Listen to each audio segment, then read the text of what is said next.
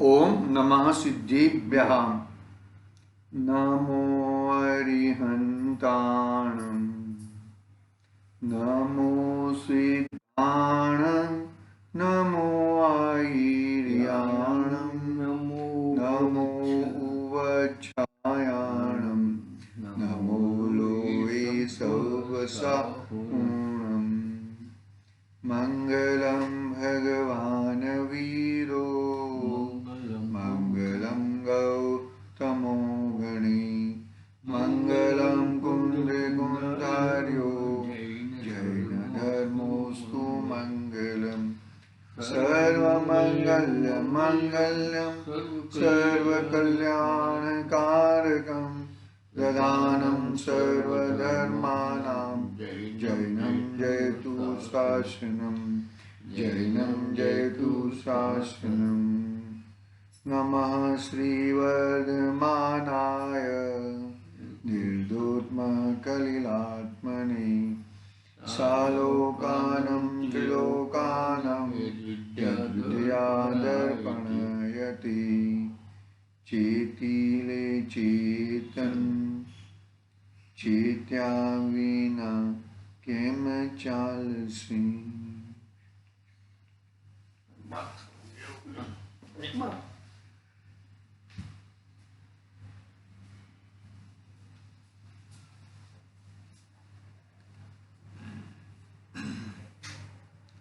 रत्नकरण सावकाचार आचार्य समुद्रभद्र देवधार रचित महान ग्रंथ अपने सामने विराजमान है।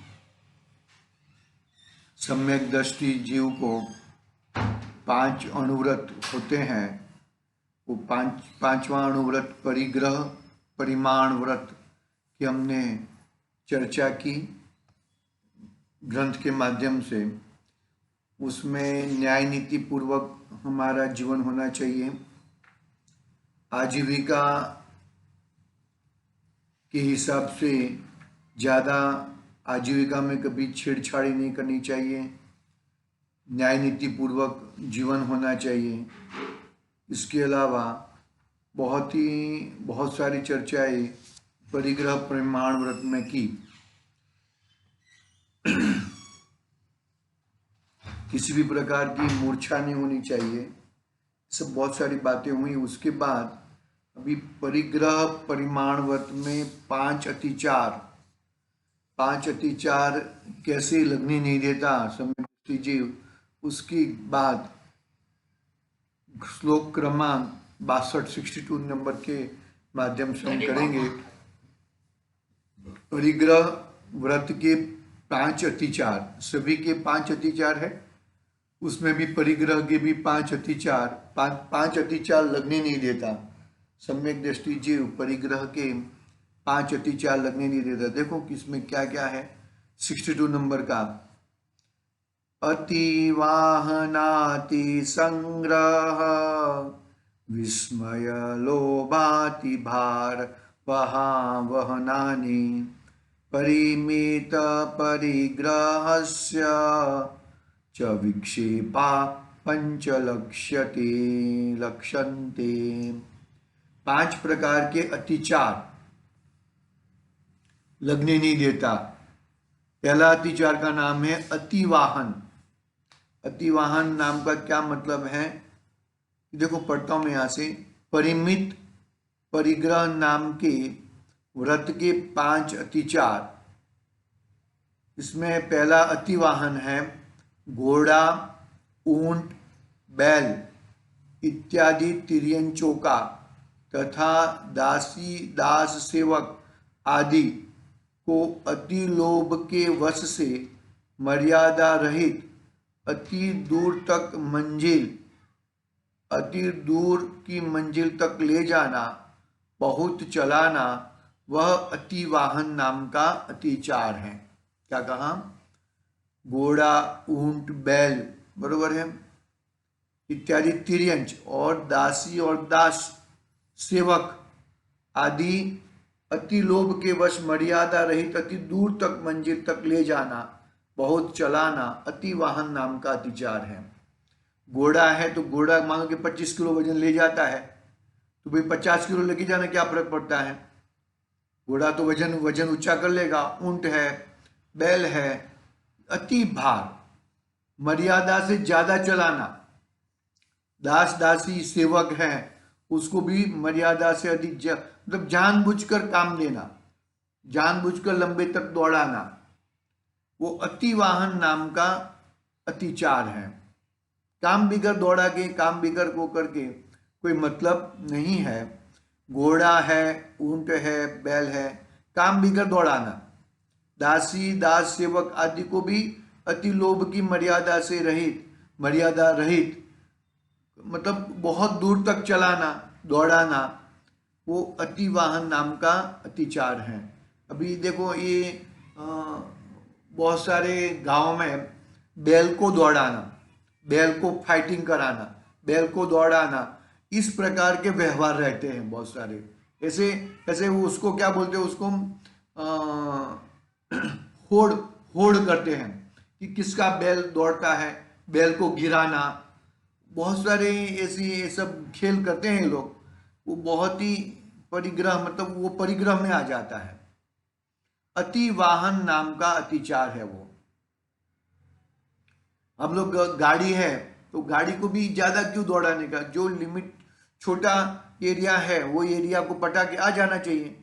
कम छोटा रोड से बहुत लंबे रोड तक फालतू में चलाना, वो भी क्योंकि पाप लगता है ना, पाप लगता है। वो पेट्रोल भी पाप से बनता है, रास्ते में भी जीव रहते हैं।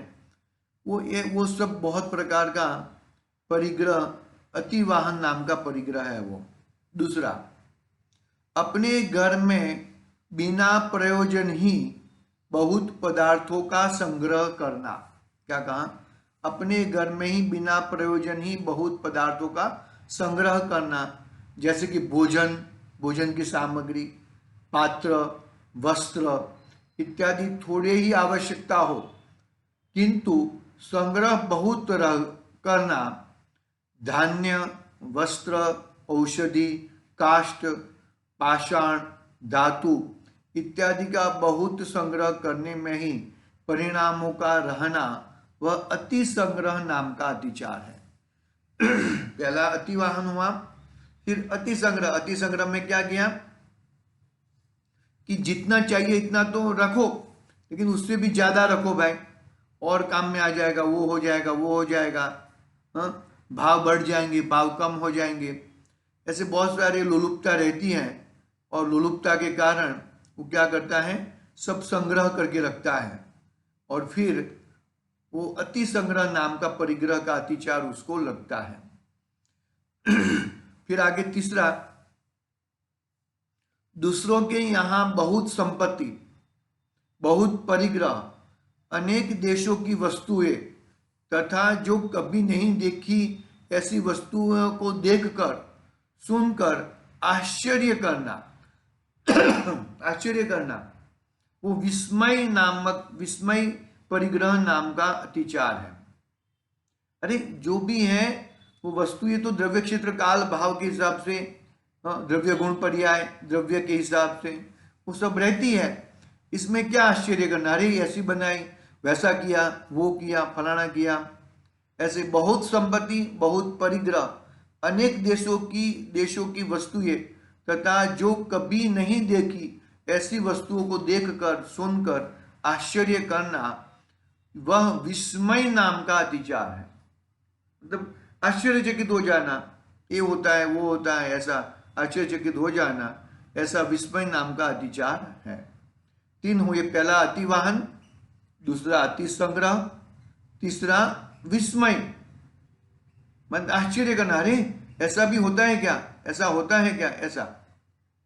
फिर आगे चौथा, किसी व्यापार में, सेवा में, कला से, हुनर से आपको अंतराय कर्म के क्षयोपशम के अनुसार बहुत लाभ हो गया तो भी तृप्त नहीं होना, संतोष नहीं आना, अति लोभ नाम का अतिचार है। क्या कहा, किसी व्यापार में और भी मुनाफा होना चाहिए, तुम तो इतना कम कर रहे हो, ये करो, वो करो। सेवा में, सेवा कराने में, करने में, ये सब कला में, हुनर में अंतराय कर्म के क्षोभम के अनुसार बहुत लाभ हो गया हो तो भी तृप्त नहीं होना, संतोष नहीं आना, अति लोभ नाम का अतिचार है। और पांचवा, लोभ के वश से तिर्यंचों के ऊपर सीमा से अधिक भार लाद कर चलाना, वह अति भार वहन नाम का अतिचार है। अति भार मतलब जितना है इतना। अभी आजकल तो टेम्पो में मानो कि 1 टन का लिमिट वाला टेम्पो है, इसमें 1100-1200 किलो भी भर दिया ना तो चलन फाड़ देते हैं, वो पेनल्टी लगा देते हैं वो कि भाई तुम्हारी कैपेसिटी है, वो कैपेसिटी के हिसाब से रिक्शा में है, रिक्शा में 3 पैसेंजर बैठने चाहिए, भाई बिठा देना 5, क्या फर्क पड़ता है तेरे को? नहीं, वो अति भार वहन वो चलन फटता है गवर्नमेंट के सामने, उसका जो मतलब उसका गुनहगार है वो, तो वो गुनहगार को वो चलन फाड़ते हैं, वो सब करते हैं। तो अति भार वहन नाम का चलन, अति भार वहन 5 प्रकार के हुए ना। एक तो अति वाहन, ज्यादा चलाना, अति संग्रह, बहुत सारी चीजों का संग्रह करना, कोई देखी ना हो सुनी ना हो ऐसी चीजों को देखना, विस्मय करना, वो विस्मय नाम में अतिचार। हाँ, व्यापार में संतोष नहीं, वो अति लोभ नाम का अतिचार। और ज्यादा भार डालकर तिर्यंचों को चलाना, वो अति भार वहन नाम का अतिचार है। अपने मानो कि यहाँ हम लोग कुली करते हैं ना, रेलवे स्टेशन पे कुली करते हैं, तो कुली करते हैं तो वो क्या बोलेगा कि मैं 4 बैग लेके जाऊंगा और आपसे 100 रुपया लूंगा। ठीक है भाई, 100 रुपया तेरे को दे देते हैं, लेकिन 4 की जगह पे तू 6 बैग उठा ले, तो अति भार वाहन हो जाता है। वो जितनी कैपेसिटी है इतना तो उठाएगा, लेकिन जिस कैपेसिटी के बाहर भी तेरे को 100 रुपया तो दे देंगे, लेकिन तू 6 बैग उठा ले, वो अति भार वहन नाम का अतिचार लगता है। सम्यक दृष्टि जीव इस प्रकार के कार्य करते नहीं है, ऐसा यहाँ पर आचार्य सुमंतभद्र देव कहते हैं। देखो, जो गृहस्थ परिग्रह का परिमाण करता है वह इन 5 अतिचारों का भी परित्याग करता है। इस प्रकार गृहस्थ को धारण करने योग्य 5 अनुव्रतों को कहकर अब 5 अनुव्रतों का फल कहने वाले श्लोक कहते हैं। 5 अनुव्रत के फल, अभी तक क्या कहा? 5 अनुव्रत की बात बताई और 5 अनुव्रतों में लगने वाले अतिचारों की बात कही। अभी 5 अनुव्रत की फल, क्या क्या अनुव्रत में क्या क्या फल मिलते हैं उसकी बात आचार्य देव कहते हैं। देखो क्या कहते हैं, देखो 5 अनुव्रत, दर एक अनुव्रत में 5 अतिचार लगते हैं। वो अतिचार यानी कि दूषण यानी कि दोष सम्यक दृष्टि लगने नहीं देता, तो वो उसके 5 अनुव्रत अखंड रूपे वो पालन करता है, बरोबर है। अभी वो 5 अनुव्रत का जो फल जो किया है, पालन करता है, उसका फल क्या क्या होता है वो बात यहाँ पर आचार्य देव 63वें नंबर के श्लोक में के माध्यम से बता रहे हैं। देखो क्या कहते हैं, पंचाणुव्रत निधयो निरतिक्रमणा फलन्ति सूरलोकम यत्रावधिरष्ट गुणा दिव्य शरीरम च लभ्यन्ते। क्या क्या फल मिलता है वो बात बताते हैं। देखो, अतिचार रहित ये ऊपर कहे 5 अनुव्रत निधि रूप वृक्ष के देवलोक रूप फल लगते हैं। क्या कहते हैं? देवलोक में उसका जन्म होता है। जो ये 5 अतिचार पूर्वक 5 अनुव्रत का पालन करता है वो देवलोक रूप फल लगते हैं। जिस देवलोक में अवधि ज्ञान तथा अणिमा, महिमा, लघिमा, गरिमा, प्राप्ति, प्राकाम्य, ईशत्व, वशित्व, ये 8 महागुण व धातु उपधातु रहित दिव्य शरीर प्राप्त होता है। देखो, ये जो ये है ना, ये अणिमा, महिमा, गलिमा, गरिमा, वो सब है ना, वो अपने 66 रुद्धिया भी है। रुद्धिया मुनिराज को रुद्धिया प्रकट होती है, 64 रुद्धिधारी मुनिराज, वो 64 रुद्धिधारी मुनिराजों की ये अणिमा रुद्धि, महिमा रुद्धि, लघिमा रुद्धि, वो रुद्धि मुनिराज को भी होती है।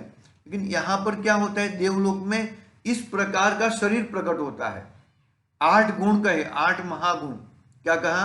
अणिमा, महिमा, लघिमा, गरिमा, प्राप्ति, प्राकाम्य, ईशत्व और वशित्व, ये 8 महागुण वह धातु और उपधातु रहित दिव्य शरीर प्राप्त करता है। अपने शरीर में सोडियम रहता है, सोडियम वो धातु है, वो सोडियम धातु, सोडियम लेवल कम हो गया, सोडियम लेवल ज्यादा हो गया, ऐसा होता है ना, तो वो सोडियम लेवल वो धातु, लेकिन ये ऐसे दिव्य शरीर वहां पे प्राप्त होते हैं देवलोक में, जिससे ऐसे धातु और उपधातु रहित दिव्य शरीर प्राप्त होता है। देखो भावार्थ पढ़ता हूं मैं यहां से, 63वां नंबर का श्लोक पढ़ रहे हैं हम लोग। भावार्थ, अणुव्रतों को निरतिचार धारण करने वाला मरकर के स्वर्गलोक में महान अणिमा आदि रुद्धियों का धारी देव ही होता है, अन्य पर्याय नहीं पाता, ऐसा नियम है। अणुव्रतों के निरतिचार धारण करने वाला मरकर स्वर्गलोक में महान अणिमा आदि रुद्धियों का धारी देव ही होता है, अन्य पर्याय नहीं पाता। मतलब इतनी अणुव्रत की इतनी महिमा है। अणुव्रत कैसे पाले जाए कि 5 अतिचार रहित, ऐसे अतिचार लगे नहीं, ऐसा अणुव्रत वो पालन करेगा तो उससे क्या फल मिलता है कि मरकर स्वर्गलोक में महान रुद्धिधारी देव होएगा, अन्य पर्याय नहीं पाता, ऐसा नियम है। स्वर्ग में धातु उपधातु रहित, रोग वृद्धत्व रहित दिव्य शरीर को प्राप्त होकर असंख्यात वर्षों तक सुख संपदा के में लीन होकर रहता है, ऐसा अणुव्रत के फल है। फिर आगे कहते हैं, देखो, अब जो उन 5 अणुव्रतों को धारण कर इस लोक में प्रसिद्ध हुए हैं, उनके नाम कहते हैं। क्या कहते हैं? 5 अणुव्रत का जो पालन किए हैं ना, वो 5 अणुव्रत में कौन कौन नाम उनका प्रख्यात हुआ है, वो नाम बताते हैं यहां पर। देखो, मातंगो धन देवश्च वारिषीणस्तत पर नीली जयश्च संप्राप्ता पूजातिशय मुत्तमम। 5 अणुव्रत हैं, वो 5 अणुव्रत में कौन कौन से जीव फेमस हुए हैं। जैसे कि 8 गुण है ना, सम्यक दृष्टि के 8 गुण हैं, कौन कौन से हैं? निकांक्षित,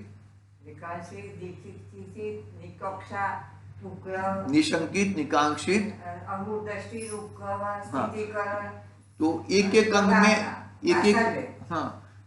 अंग में एक एक व्यक्ति प्रख्यात हुआ है ना, ऐसे यहाँ पर 5 अणुव्रत में 5 व्यक्तियों के नाम बताते हैं कि ये व्यक्ति यहाँ पर प्रख्यात हुए हैं। देखो, हाँ, वारिषी मुनि, हाँ, आपसे देखो, ब्रह्मचर्य वृत्ति मां नीली नाम की थी वो राजकुमारी, उनका देखो पढ़ता हूं मैं। अहिंसा अणुव्रत में मातंग चांडाल का जीव जो एक वो करता है, उसका नाम अहिंसा व्रत में आया, मातंग चांडाल। सत्य अणुव्रत में धनदेव, औचौर्य अणुव्रत में वारिशेन, औचौर्य अणुव्रत में, ब्रह्मचर्य व्रत में नीली, और परिग्रह परिमाण व्रत में जय कुमार। व्रतों के महात्म्य से उत्तम कीर्ति रूप अतिशय को प्राप्त होकर उसी भव में देवों के द्वारा पूज्य हुए हैं। ये 5 जीव, मतलब ऐसे बहुत सारे जीव रहते हैं, लेकिन मुख्यपण ये 5 जीवों का नाम लिया। नीली की बहुत सारी ये सब अलग अलग कहानियां हैं, रहेगी अपने पास पुस्तकें रहेगी 5 कहानियां की, कौन कौन से व्रत में कौन कौन जीव वही मातंग नाम का चांडाल, वो चांडाल का काम ही वो है हिंसा करना, उसको अहिंसा अणुव्रत का हुआ, अहिंसा व्रत का उसने पालन किया। अब सत्य अणुव्रत में धनदेव नाम के है कोई, अचौर्य अणुव्रत में वारिशेन, अचौर्य अणुव्रत में ये वारिशेन दूसरे होंगे जो भी है वो। फिर ब्रह्मचर्य व्रत में नीली और परिग्रह परिमाण व्रत में जय कुमार। व्रतों के माध्यम से उत्तम कीर्ति रूप अतिशय को प्राप्त होकर उसी भाव में देवों द्वारा पूज्य हुए हैं। यद्यपि इन व्रतों के प्रभाव से अनेक भव्य जीव इस लोक में महिमा पाकर देवलोक को गए हैं, तथापि आगम में उनकी कथाएं प्रसिद्ध है। बाकी सब भी गए हैं, बाकी बहुत सारे भी गए हैं, लेकिन ये मुख्य पड़े 5 जीवों का नाम लिया। सबके नाम तो ले सकते नहीं है, जो मुख्य 5 है उनको उनका नाम लिया।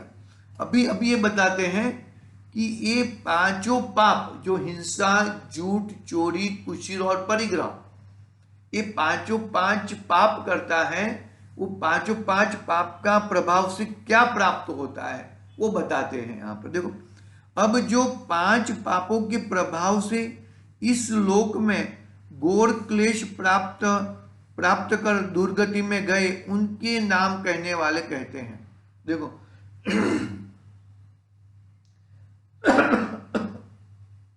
क्या कहते हैं, देखो यहाँ पे जो अभी तक 5 नाम बताए वो 5 अणुव्रत के धारक थे।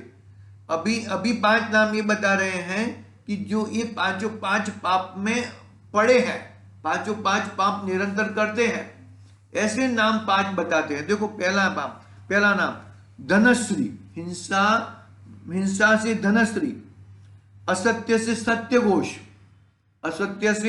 सत्यघोष, चोरी से तापसी, कुशील से कोतवाल और परिग्रह से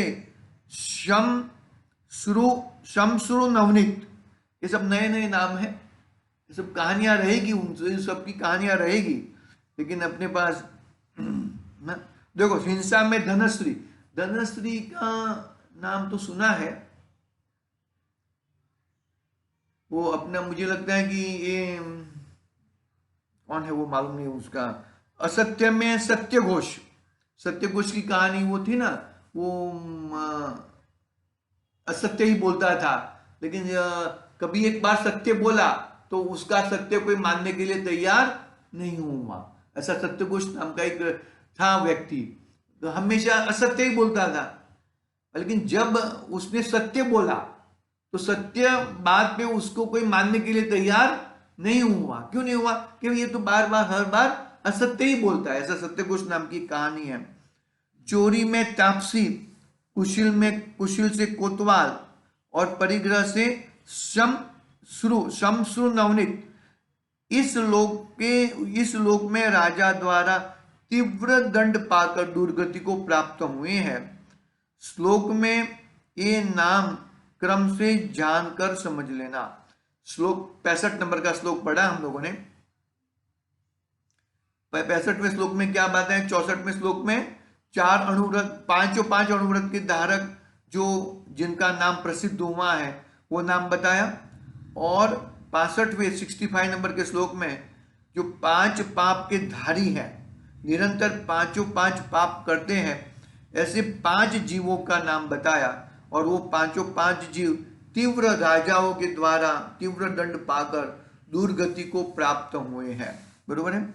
अभी 66 नंबर का श्लोक, अब 8 मूल गुणों को कहने वाला श्लोक कहते हैं। 8 मूल गुण, श्रावक के 8 मूल गुण क्या कौन से हैं? हाँ, 8 मूल गुण।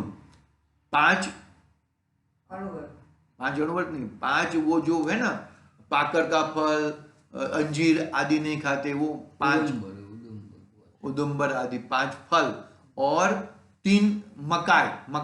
3 मकार कौन से? कि भाई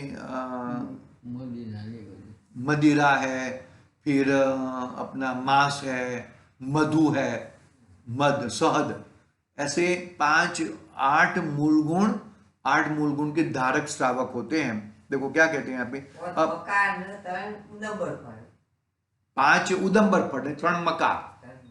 પણ મકર આ બધું મદીના ને મધુ ને બધું. હા, એ શ્રાવક. મદિર એટલે દારૂ, મધુ એટલે શહદ, એટલે આ મધ અને બીજું ત્રીજું શું કીધું, શહદ, મધુ અને दारू અને मांस. ये 3 मकार हो गए. निरंतर उसमें जीव पैदा होते ही हैं. और 5 उदंबर फल, ये ऐसे 8 व्रत का धारी होता है श्रावक. उसकी बात देखो. अब 8 मूल गुणों को कहने वाला श्लोक कहते हैं. देखो आगे पढ़ता हूं मैं.